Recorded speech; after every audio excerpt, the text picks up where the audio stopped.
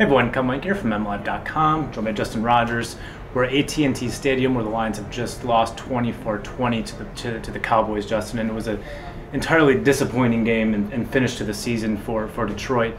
Started 14-0 in the first quarter. It really looked like they were cruising both offensively and defensively, and then kind of got consumed by their own mistakes, as has happened in recent weeks down the stretch on special teams with a shanked punt from Sam Martin, bizarre kick return from Jeremy Ross, and obviously we saw the overturned pass interference call. A lot of things we can talk about, but what are your thoughts on the way the Lions season has ended today?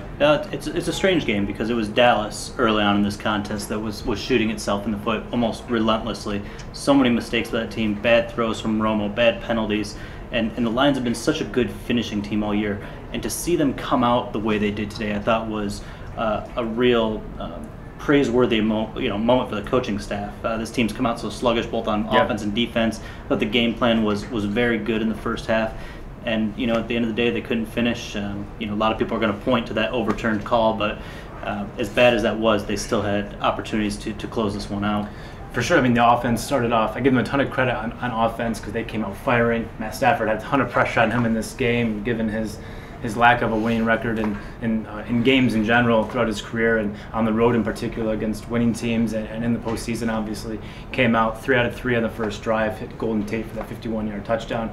Next drive, Golden Tate has that monster block to free Reggie Bush for his 18-yard touchdown. It looked like the offense was rolling, and then it went silent. And it's just kind of the tale of the season for the Lions with tremendous defense. And 24 points given up against this team is a remarkable effort.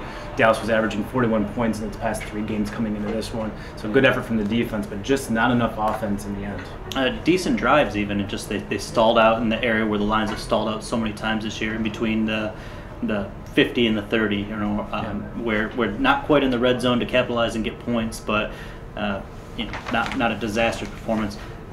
You look at Sam Martin's punt. That was such a strange moment for a guy that's had a great season, he's a great punter. It's not the first time that he's kind of choked in a big situation. You look back at the Bengals last year, and this was his most important punt of the year. He could have pinned the Cowboys deep, forced them to drive 90 plus yards, and instead the Cowboys only had to drive about 60. It was a bizarre play, and Sam Martin, I have the thing on Twitter, I call him Sam Martin punt god so often after these big mega 60, 70-yard punts that he has sometimes. The guy just has a monster leg. But twice now, he's come up empty in big situations, and that's something that's going to be talked about in the offseason. Lions lost that game against Cincinnati last year off a shank punt from Martin. That shank one today was huge. The Lions were at midfield. It was a 4th and 1. They could have gone for it. Caldwell wanted to pin the Cowboys deep with 8 minutes to go, and instead they got the ball around their 41-yard line or so, and that set up the game-winning touchdown drive for the Cowboys. Lions had their opportunities later in that drive. There was a 4th and 6. They could have gotten a stop there. 21 yards to Jason Witten.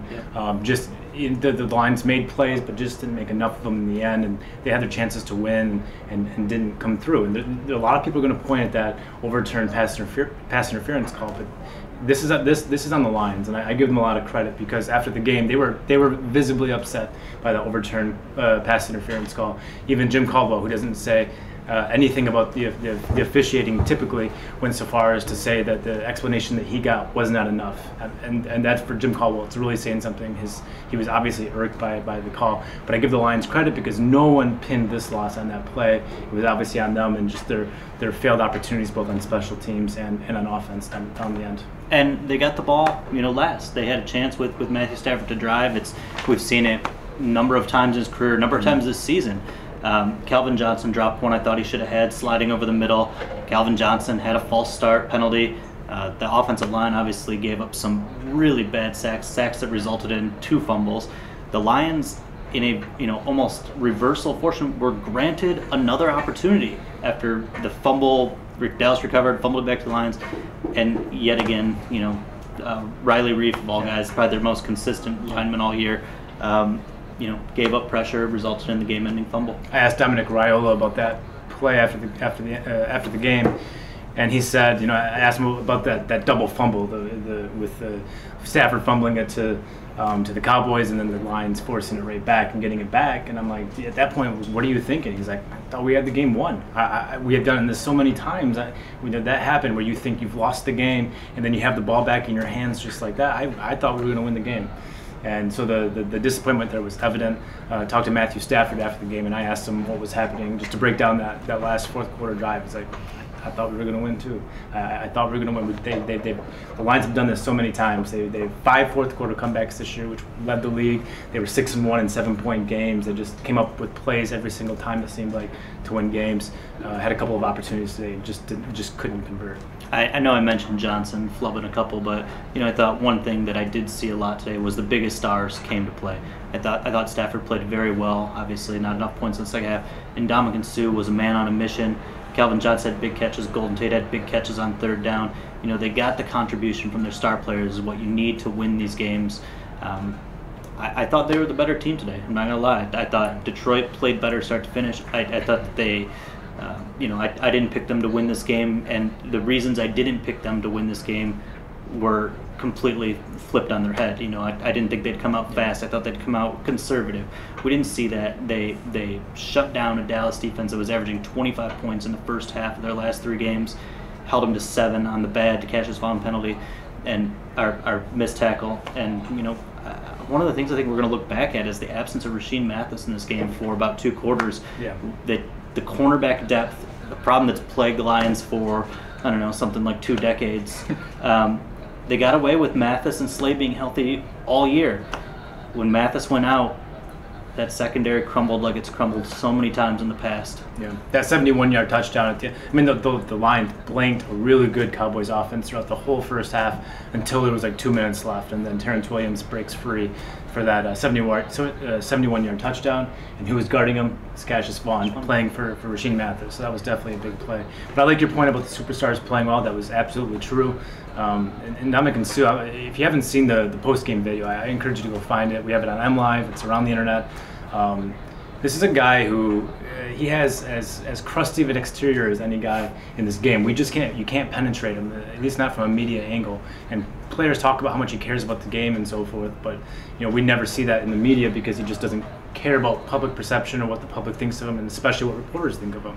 And then he goes up there for his post-game press conference after this game, Justin, and played exceptionally well, 2 sacks, and he goes up there and I started to ask the first question because he was just standing there. I'm like, okay, I guess there's no opening remarks, and so I started to ask the first question, and then he just kind of starts mumbling, and so I just stopped, and you couldn't even understand what he was saying, and then he said something about, this is really hard for me, and so if we can just ask questions about the game today out of respect for me and my teammates, referring obviously to his pending free agency.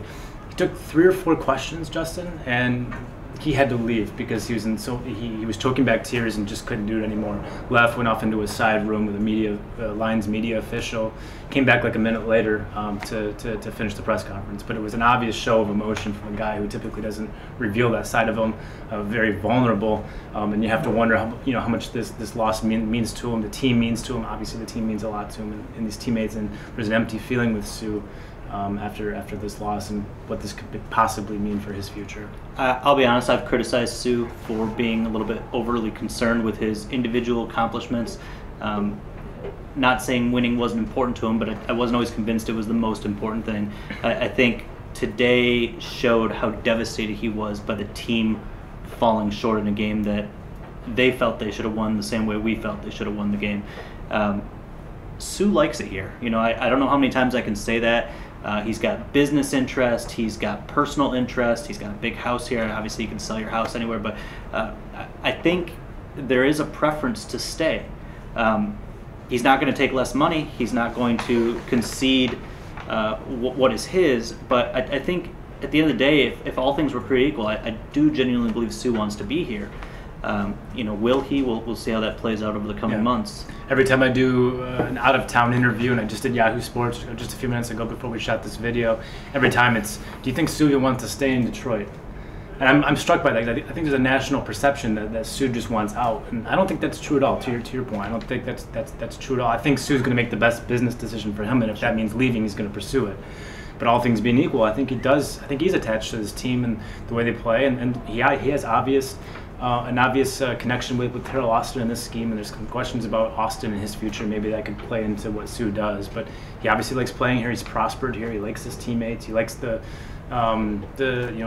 spirit of this defensive line. There's a lot of big personalities. He fits in well with that framework, and I think that it's possible Suh comes back. Well, it's depending on making the right offer, but it's definitely on the table, and I'm struck by how many people nationally think that's not going to happen. And another thing is I think he's really proud of the potential legacy he could build, being part or a catalyst in this organization going from floundering to elite. I think he takes a great deal of pride in that from my conversation with him in the past. Just kind of a last part of this video, Justin, I think we should talk a little bit about what does this loss or this season mean for the Lions. And obviously, this season in so many ways has such a feel good story to it, with Jim Caldwell coming in and kind of really changing the culture, and 11 wins, which is the second most in team history and all this stuff. But I think that this season will be remembered fondly, but at the same time, there's going to be an empty feeling left after this year, because the Lions have had 11-win seasons before. They've had great superstars before. They've had great seasons and individual performances, and they've had coaches come and go. The thing that's always eluded them is the postseason success. They've got only one playoff win in the Super Bowl era, 57 years, and that's not changing. I mean, a couple of years from now or this offseason, you're looking at a lot of great feel-good stories for a few months, but then when it really matters, they just come up empty again in the playoffs. Lions fans next weekend are watching the Seahawks and the Cowboys and all these teams, and it's going to leave a hollow feeling, I think, for the Lions. Yeah, sports to me used to be about baby steps. You'd see teams slowly rise and get to the next steps. The NFL rosters change over so fast now that it's. I think that's why so many people look to the quarterback, because that can usually be a constant on a winning franchise. The Lions are going to have major turnover this year. They could lose their defensive coordinator to a head coaching job. He is deserving. I don't know if another franchise will feel that way. Suh could be gone. Half of that defensive line could be gone. That dominant unit. So there's tons of guys. Rasheed Mathis, just so many guys on the roster that could not be here next year. They're going to bring in a new class of draft picks. They're inevitably going to sign some free agents. It's just going to be a different team. So I think it's really important for Stafford to take that next step, for this team to become this consistent winning franchise that they hope and dream to be. And a second year in Lombardi's scheme, and yes, I think Lombardi's back. I think that's a given at this point. A second year in Lombardi's scheme should be, there should be this natural ascension there. And can the Lions sustain success? I don't know, but that's where it's going to start for me. A lot of off-season stories to watch. Suh obviously will be foremost on that front, but obviously the maturation of Matt Stafford, I think, is something that we'll be tracking closely as well, because I do think he was a better quarterback this year, even if the stats didn't bear it out. But he played winning football this year with the decrease in interceptions, which is what the coaches asked of him. But at some point he has to make that next step, and that's something that we'll watch closely. Is the league year flips from in season to out of season for the Lions, something that's arrived sooner than they would have expected or hoped. Signing off now for the 2014 season. For Justin Rogers, I'm Kyle Meinke. We are MLive. Keep it right here.